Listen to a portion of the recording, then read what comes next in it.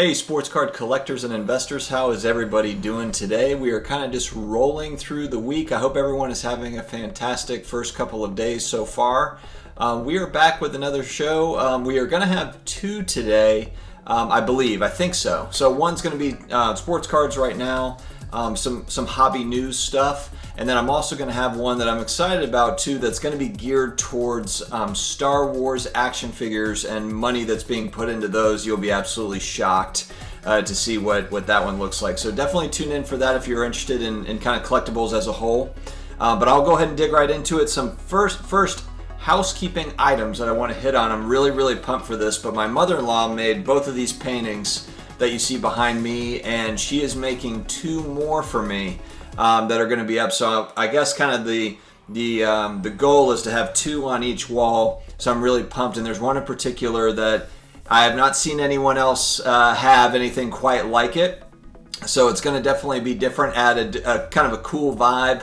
I'm excited to show you guys that. So definitely stay tuned. The production set, the background set is going to be changing, and I think it's going to look really cool. So again, guys, thank you so much for joining in. Just a couple of newsworthy notes that we're going to touch on today, and I want to know your thoughts. Obviously, this is kind of a weekly hobby news channel that I'm doing, just things I pick up. I'll put a link below to the website that offers some really good. I believe it's sportscardcollectorsdaily.com, but in case I've got that URL wrong, I'll make sure that I put it down below. But they offer some really good kind of hobby news that I wanted to talk about today. The first one, Tom Brady has signed with Fanatics for their memorabilia, for autographs and things like that. He had, I believe it was TriStar. There's another company that he was working with for a long time, and he just recently switched over to Fanatics, and he's doing a bunch of Bucks stuff that's coming through. He's signing helmets. I thought it was actually kind of cool. If you're a Bucks fan, I think that they retail at $1,500, so they're not giving them away by any stretch. But it was, it's got his signature and it says "Fire the Cannons" in parentheses on the helmet. It's pretty sweet. I mean, if you're a Bucks fan and a Tom Brady fan, I thought that was pretty cool how he signed it. So that's pretty big news on the Tom Brady front. We do have the NBA season is going to be coming back possibly sooner than we expected, as soon as December, believe it or not. I honestly thought that this was going to be pushed into January, February, and we heard rumors of maybe even March. And, that is going to be amazing. If it starts back up in December, I think there's going to be a lot of excitement.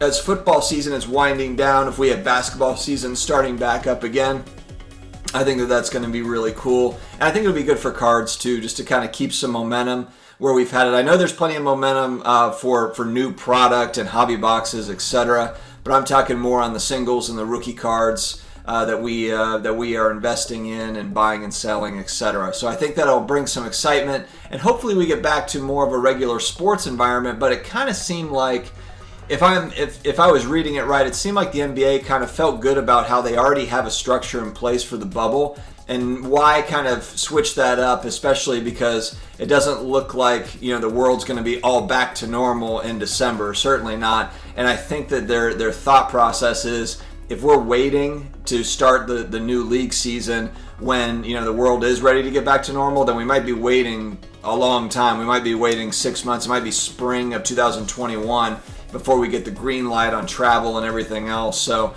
they're smart in the sense that they had the bubble set up in Orlando, went fantastically.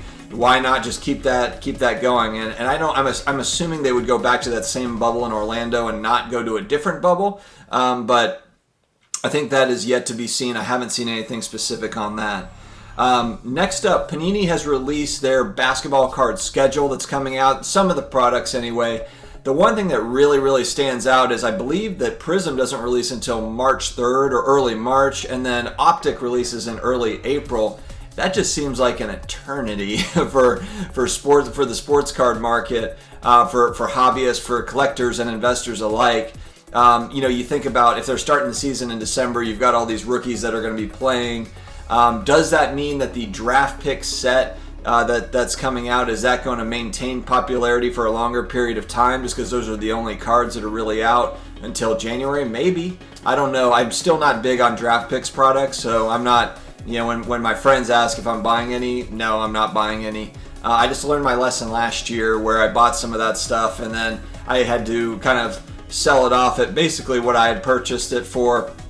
In some cases, I lost a few bucks. And so it's something, if you're a collector, then great. If you're looking to invest, I would say, unless it's like something really rare for a team, maybe a uniform that's popular, maybe it's Duke or Kentucky or whatever, where you've got a collector base for it. But outside of that, I'm not really touching any of the NBA draft Prism stuff that comes out, the draft pick stuff.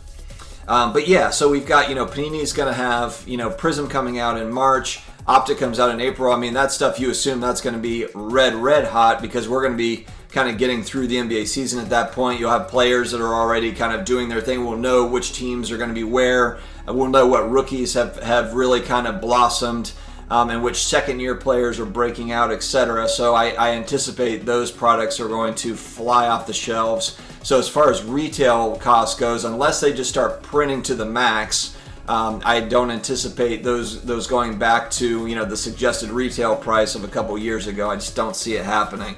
I could be wrong, but I don't see it happening. Another thought that I want to talk about, and just kind of something I was spitballing with last night with my guest Jeremy from Sportscards Live after we ended the live show. We were just talking a little bit, and the one thing I'm very interested in seeing is how are these fractional card company shares, the fractional share companies that are coming out and buying sports cards, how could that impact the market? And part of why I was I know we've kind of talked ad nauseum about the fractional share companies, but my thought was though is that, look, I mean, if it's sure, you've got high-end investors and collectors that really like this stuff, individuals. But if you have institutional money that's coming in, I mean, I saw something I talked about it a couple weeks ago where one of the co-founders of Reddit, I believe, with a group of people, gave $17 million to Rally Road, which is one of those fractional share companies, to invest in collectibles. Now, Rally Road does a lot of things. They do classic cars, they do fine wines, they do all sorts of different memorabilia stuff. But if Collectible gets a chunk of money like that, Collectible is another fractional share company. $17 million buys a lot of nice cards. And I know that when I was watching that, there was an interview with I believe Ezra, the guy that's running the show at Collectible, and he kind of said that threshold, from what I gathered, was probably about 25 or 30,000, 25 to 50,000 is kind of their minimum for one card for it to be worthwhile as far as investment goes. But then it's like, man, if fractional share companies come in and buy all the $25,000 cards, the $25,000 to $50,000 stuff, maybe they do come with an appetite where they've got a certain part of their fund that goes after stuff that's a little bit less. It's $10,000, $15,000, maybe even $5,000. I mean, then you could see those companies just kind of eating up that market. And what does that do for all the other cards? Does that help some of the lower end cards get some momentum? It's just a really interesting thing that I want to watch, because just a few of those fractional share companies could have a big impact on the hobby. If they get $50 million, plugged into their model and they're ready to invest, that's a lot of cards you can buy. I mean, or you can buy, a few cards, but you can buy some really nice cards, at that. I mean, if you have $50 million, you can buy a ton of nice cards. So, and how will that affect the market? So I'm curious on your thoughts on that too.